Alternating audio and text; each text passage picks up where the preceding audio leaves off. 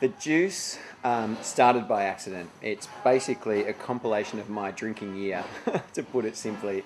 When I first started here 4 years ago, we had 10 staff and it was tiny. It was easy enough for me to give them wine recommendations when they wanted them. And now, sort of 4 years on, we have about 250 staff. So you can imagine my walls covered in post-it notes, of everybody's kind of drinking requirements. And I was struggling to find time to do my own day job. And so I started writing a weekly email called The Juice, and it would come out every Friday at about lunchtime. And there'd always be 3 wines that would tie into a theme, and the theme would always just be kind of light and a little bit educational, and sometimes, if I was really lucky, a little bit funny as well, but not deliberately. I decided that, it wasn't just the 250 people that I was catering for that probably had the same issues, that we could probably take the juice to a much wider audience.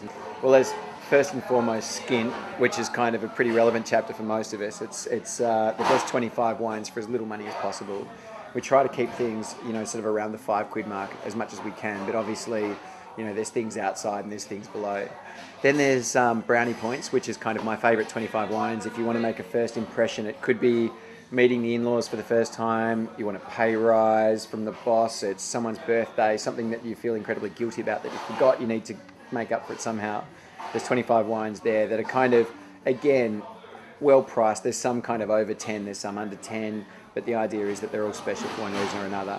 Then there's TV dinners, which is essentially the food and wine chapter of the book, and we talk about kind of really loosely how food and wine relate with each of the 25 wines. And then finally bling, which is kind of where we throw the budget out the window and we sort of throw caution to the wind, and these are the 25 wines that I'd love you to try if money was no object. Can wine be funky? Yeah.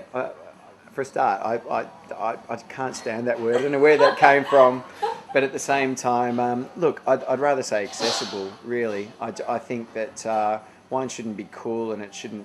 It is driven by trends, but at the same time, it's there for everybody. We've had it in our lives for kind of the last 10,000 years. So why shouldn't we all be able to enjoy it?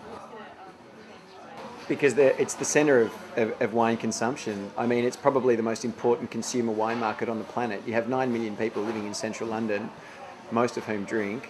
And you're right, not being a kind of a primary producer of any great volume, the UK imports things from anywhere and everywhere. And so for me, it's really important for my education that I'm here, because I get a chance to try things in London that I'd never get a chance to try in Australia. And I think that's one of the huge pluses about being a wine drinker in London. You're just spoilt for choice. The industry here is never going to be huge. Obviously, we've only got a certain amount of land that we can plant out that's suitable for growing grapes. The climate also dictates, what we can and can't do. So England's never going to make the big reds that Australia can, for example. But that being said, in a couple of hundred years, when the polar ice caps melted and France is a desert, there could be some great reds. Yes, you can. Although it's much more difficult than sort of finding a good bottle, for under 10. You really have to kind of know what you're doing, and you have to kind of either know someone that knows a thing or two about it, or be prepared to kind of take yourself outside your comfort zone, go into a wine shop where there's someone standing behind the counter and ask. Tell them that that's all you want to spend, and they'll usually have a couple of options up their sleeve for you. But yes, it's possible. Cut the piece of cloth out of the furniture and put a rug over it. I don't know. Look, I've tried everything. I've tried that white wine on red wine trick, and I've tried the soda water. I've tried that kind of Domestos carpet stuff, and that just ends up turning your carpet white. So it's just, I don't know, actually. Just have a rug or a newspaper handy so you can just slot it over the stain and pretend it didn't happen. Wasn't me.